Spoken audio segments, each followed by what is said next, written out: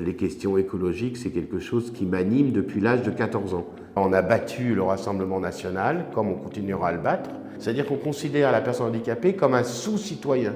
Aujourd'hui, je suis considéré par beaucoup comme un expert des questions méditerranéennes. Je profite de la vie qui est la mienne aujourd'hui.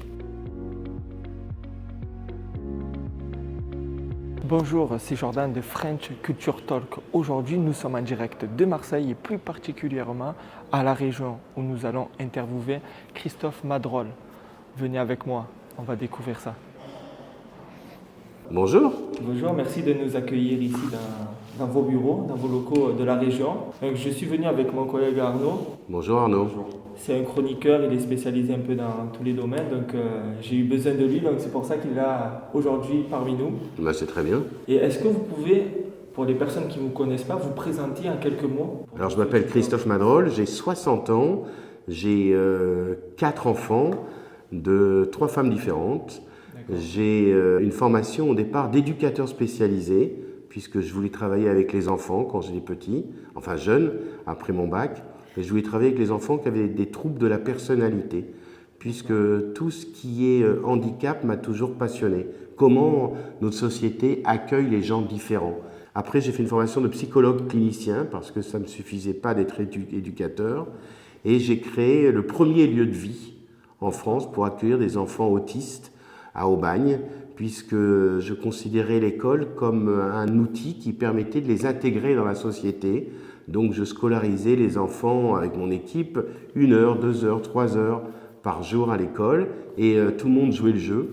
Et un jour, on a supprimé mes subventions, et donc je me suis décidé à rentrer en politique. J'ai eu la chance à ce moment-là de rencontrer une première personnalité qui a joué énormément dans ma vie politique, c'est monsieur Jean-Louis Borloo, et qui m'a énormément amené. Après, j'ai rencontré monsieur Noël Mamère, journaliste à France 2, qui était député européen. Après, j'ai rencontré d'autres personnalités, Daniel Cohn-Bendit, François Hollande, Ségolène Florent Fabius, parce que j'ai toujours eu une carrière locale, puisque j'ai jamais quitté mes racines méditerranéennes, mais j'ai eu une carrière de 10 ans au Parlement européen. Vous vous êtes engagé dans la politique parce que vous n'avez plus de subventions par l'État, c'est bien ça? J'ai voulu me venger. Vous avez voulu... Enfin, l'État, c'est le conseil départemental. J'ai voulu me venger. Parce que je suis un mauvais joueur en plus. Je suis comme un joueur de l'OM, je suis mauvais joueur. C'est quand on me fait une crasse, eh ben, je le prends mal. Vous voulez tout faire pour réussir. Voilà, je me venge. Je me venge. Vous savez, je suis un peu comme Fabrice Lucchini, moi. Je suis un bon vivant et le matin, quand je me réveille, je suis toujours très heureux. Malgré la situation internationale qui est compliquée, malgré la crise de l'énergie qui est compliquée, malgré le mauvais temps, malgré les mauvais résultats de l'OM, à midi, je suis un petit peu moins heureux parce que j'ai eu déjà beaucoup de soucis et beaucoup de gens sont venus me raconter leurs problèmes. Et le soir, je suis complètement en dépression parce que je me dis décidément, le monde est vraiment trop compliqué. Et tous les matins, je me réveille avec la pêche. Vous savez, je suis, moi, issu d'une histoire complexe, puisque toute ma famille est morte en camp de concentration. Mon grand-père, mes oncles, mes tantes. Ma mère est une enfant cachée, donc une enfant qui a réussi à s'échapper au camp de la mort. Et elle m'a donné cette énergie de la vie. Et c'est important toujours d'être optimiste et avoir de l'énergie dans la vie. Et même si on tombe, eh ben on se relève. Et j'aime cette phrase, qui nous tue pas nous rend plus fort. Et c'est la phrase, c'est mon adage que je raconte à mes enfants très souvent. On peut se prendre une claque, on ne tend pas notre joue, mais on se bat parce que la vie, elle est belle et il faut en profiter le plus longtemps possible. Ce que j'allais dire, il faut en profiter, surtout on n'en a qu'une, on peut revenir en arrière. Exactement, on n'en a qu'une. On n'en a qu'une. Même si certains me disent que j'ai 7 vies, parce que beaucoup me disent que je suis un chat agile et malin. Donc pour l'instant, j'en ai qu'une et je profite de la vie qui est la mienne aujourd'hui. Et j'ai fait donc 4 ans de sciences politiques à Aix-en-Provence. Donc j'ai plusieurs casquettes. J'ai une casquette d'éducateur, de psychologue et de personnalité politique. D'où cette vie. Donc mes 7 vies, voilà, je n'arrête jamais. Comme je dors très peu, je suis comme le président Macron, je dors très peu. Et donc ça me permet de travailler rapidement. Et après, donc le Parlement européen, j'ai eu de la chance d'organiser les accords de Paris avec Laurence Toubiana Et après les accords de Marrakech, c'est ce qu'on appelle la COP22. Et je me suis spécialisé sur les questions méditerranéennes. Et aujourd'hui, je suis considéré par beaucoup comme un expert des questions méditerranéennes. Alors aujourd'hui, vous êtes président biodiversité, mer et littoral. Alors comment vous êtes en arrivé ici aujourd'hui? Alors c'est rigolo parce que l'histoire est assez belle. J'étais l'adversaire politique de Renaud Muselier pendant 30 ans, le président de la région. Moi, je viens de la gauche écologiste et j'ai été la tête de liste de la liste régionale avec Christophe Castaner. Vous êtes jeune, ce qui était Christophe Castaner. Donc j'étais la tête de liste départementale. Donc mon adversaire était Renaud Muselier ici. Et comme on ne voulait pas voir arriver Madame Marion Maréchal Le Pen, j'ai décidé avec Christophe Castaner de retirer ma liste au profit de Christian Estrosi. Aux dernières élections régionales, j'étais dans mon jardin et Renaud Muselier m'a appelé en me disant « Bon, peut-être qu'on va arrêter nos âneries, ça fait 30 ans qu'on se met sur la gueule, et si on se rassemblait et qu'on montait effectivement ce large rassemblement de 14 compositions politique ici à la région. Donc on part des écologistes que j'incarne jusqu'à des gens beaucoup plus à droite, en passant par des gens de la société civile, des gens du centre, des gens qui viennent de la social-démocratie. Donc on a créé un ensemblier avec Renaud Muselier et on a gagné, même si on nous mettait pratiquement 14 points derrière M. Mariani. Aux dernières régionales, on a battu le Rassemblement national, comme on continuera à le battre. Et Renaud Muselier m'a donné ce portefeuille, comme on dit, cette responsabilité de m'occuper de la Méditerranée, de la biodiversité et de l'écologie. Les questions écologiques, c'est quelque chose qui m'anime depuis l'âge de 14 ans.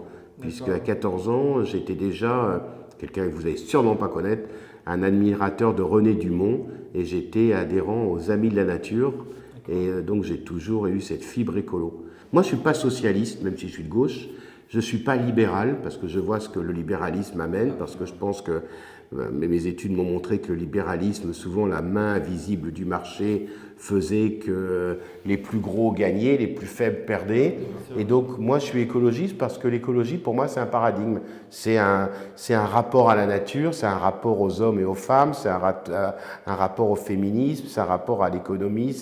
C'est mettre l'homme au milieu de tous les process économiques, permettre de pouvoir redéfinir les choses. Je disais ce matin, je suis un marin aussi, je suis scaphandrier, et je regarde souvent la terre depuis la mer. Et je disais ce matin que Marseille, par exemple, est une ville où on a fait beaucoup de promotions immobilières, mais peu d'urbanisme. Et quand vous êtes au Frioul, ou quand vous arrivez en bateau entre le Frioul et Marseille, vous voyez la disharmonie de la ville. Il y a des tours, des petites maisons. On ne comprend rien. Quand vous arrivez à Alger, quand vous arrivez à Barcelone, quand vous arrivez même à Nice depuis la mer, il y a une harmonie de la ville. Nous, on a une ville qui de la mer, même si nous aimons Marseille, c'est tout et n'importe quoi. Et ça vous choque? Bien sûr.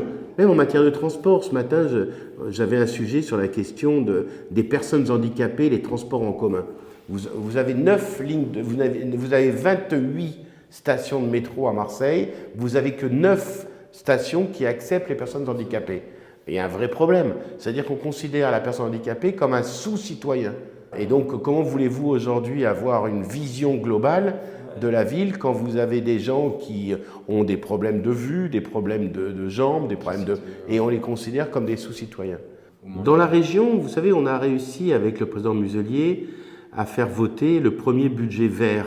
Aucun projet ne peut être financé par la région s'il ne répond pas à des critères que nous avons travaillé avec l'IUCN, avec des organisations internationales, concernant la lutte contre le réchauffement climatique ou la lutte contre pour la biodiversité. Vous voyez, donc la région avance. Bien sûr, on va jamais assez vite, puisque le dérèglement climatique nous amène à devoir aller plus vite. Mais au moins, nous, dans notre région, on agit.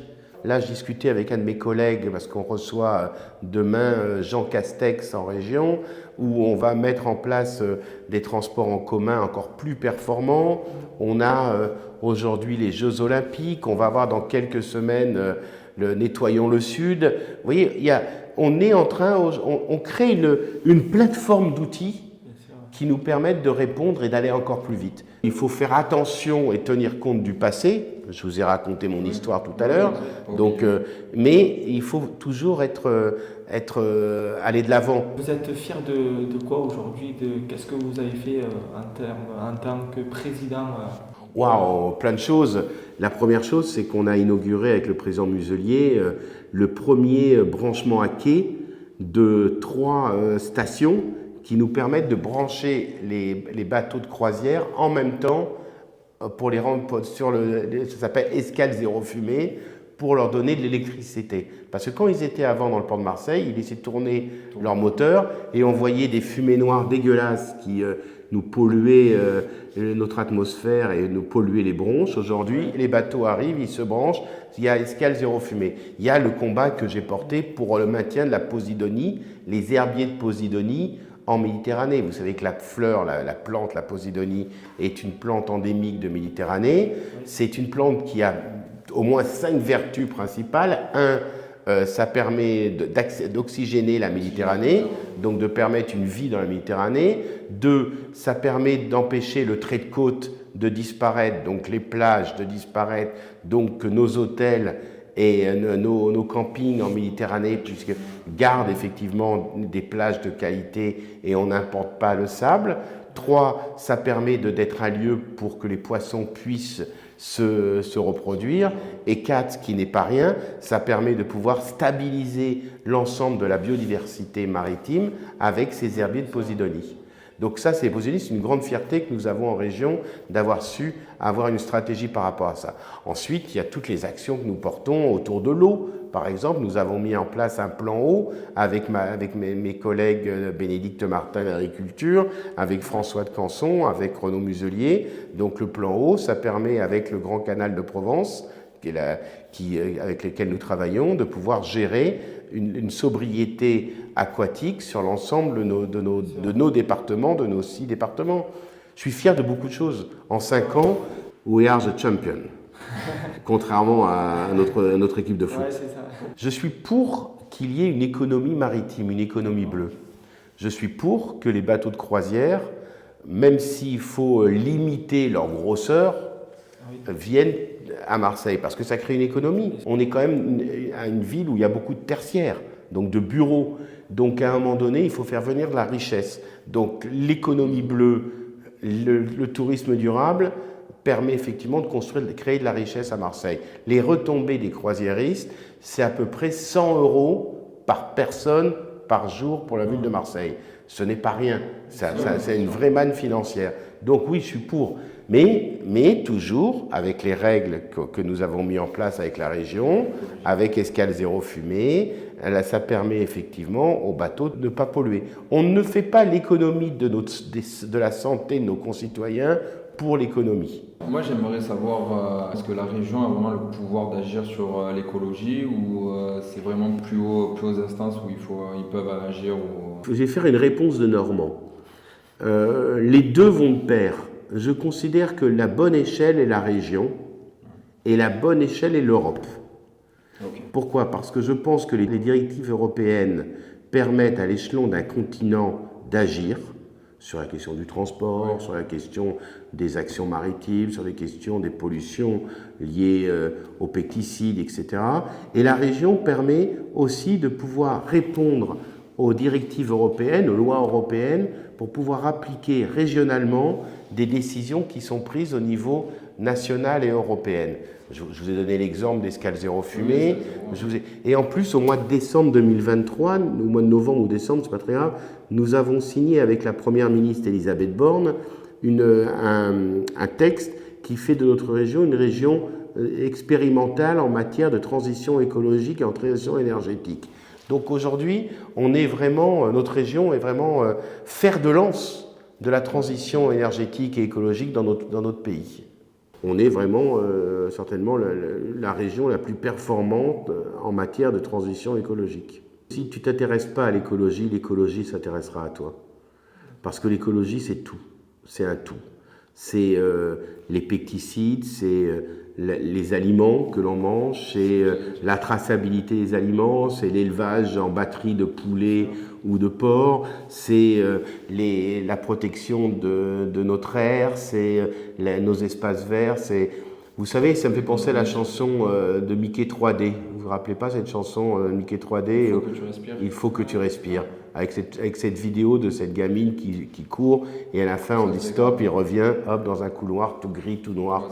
L'écologie, c'est la vie. Nous avons plus de 66% de notre espace régional qui est couvert par des mesures de protection à travers nos parcs régionaux, à travers les aires marines protégées.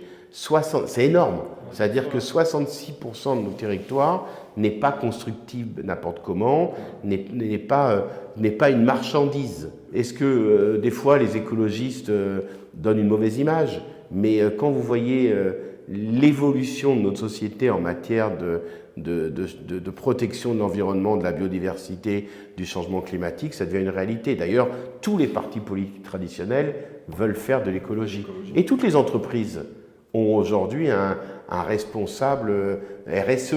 Oui. Voilà, parce qu'on tient compte aujourd'hui du développement durable. Moi, je me prête volontiers à tous les débats avec tous les gros lobbies Total, ou EDF, ou Enerlis, etc. Parce que c'est un combat culturel. Je ne suis pas trotskiste, mais Léon Trotsky disait à un moment donné, le communisme gagnera par le combat culturel. Moi, c'est l'écologie gagnera par le combat culturel, en expliquant effectivement que la nature peut sauver notre civilisation, ou alors on ferme notre civilisation. Souvent, avec le président Muselier, on se dit, on finit en disant « vive la vie ». Parce que c'est vrai qu'on a besoin de vivre, on a besoin de respirer. Et c'est important, je le disais en début de notre interview, on peut regarder systématiquement le verre à moitié vide et puis être déprimé. Voilà. Ça, c'est les Askénazes. Mais moi, en tant que séfarade, je suis un grand optimiste. Après, amitié à mes amis Askénazes. Après, je pense que même en faisant un métier comme le vôtre, on ne peut pas ne pas aimer la vie parce qu'on fait des rencontres, on ne peut pas ne pas aimer les gens, la vie, la terre, ça fait partie en fait de vous, ça fait partie de votre métier, bien sûr. Je pense que sinon vous ne ferez pas ça. Non, bien sûr, il faut pouvoir avoir de l'inspiration, donner l'envie. Vous savez la chanson de Johnny là, c'est donner l'envie d'avoir envie. Et c'est vrai, c'est pour ça qu'à un moment donné, ça nous permet de pouvoir avancer. On a un petit jeu, ça s'appelle le kiff ou pas kiff. Donc on va vous présenter des images et vous allez dire kiff ou pas kiff et pourquoi, vous allez un peu détailler. Donc, première image. Kiff, la Méditerranée. C'est ça? C'est la Méditerranée. Ben, grand kiff, c'est ma vie. La Méditerranée, c'est mon lieu où je me retrouve. J'ai la chance d'avoir un petit voilier dans le port de Marseille depuis de nombreuses années. Je pense que vous n'étiez pas né et que je refais tout le temps et je passe beaucoup de temps sur la Méditerranée. Vous pêchez un petit peu? Non, je pêche pas parce que en fait, j'ai aucune patience. Et ça me fait chier de pêcher. Par contre, je plonge. Je vais voir les poissons. C'est bien ça. Le méchant, le maire, Benoît Payan. Alors Benoît, moi je l'ai connu, il avait 13 ans. Il avait 13 ans et il est venu souvent à la maison. C'est un copain. Politiquement, c'est compliqué pour moi parce que je pense même si certaines de ses idées font écho chez moi, mais ce qui s'est passé avec mon ami Michel Rubirola, ce qui s'est passé avec Sébastien Barle, ce qui s'est passé avec Fabien Pérez, des adjoints proches de moi qui sont des vrais écologistes et qu'il a viré de sa majorité, ça me met les boules. Voilà. Donc, Benoît, il faut qu'il s'ouvre, il faut qu'il arrête d'être parano. Il faut que ça peut être un maire de Marseille, un bon maire de Marseille, s'il accepte un peu de s'ouvrir aux autres et pas de se refermer sur lui-même. Le maire de Marseille, kiff ou pas kiff? Partagé. On vous remercie en tout cas pour cette émission. Non, c'est moi qui vous remercie, et puis continuez les gars. Il est pas mal, lui, il est pas mal. Votre chroniqueur, c'est pour ça que vous le prenez comme chroniqueur, c'est pas mal.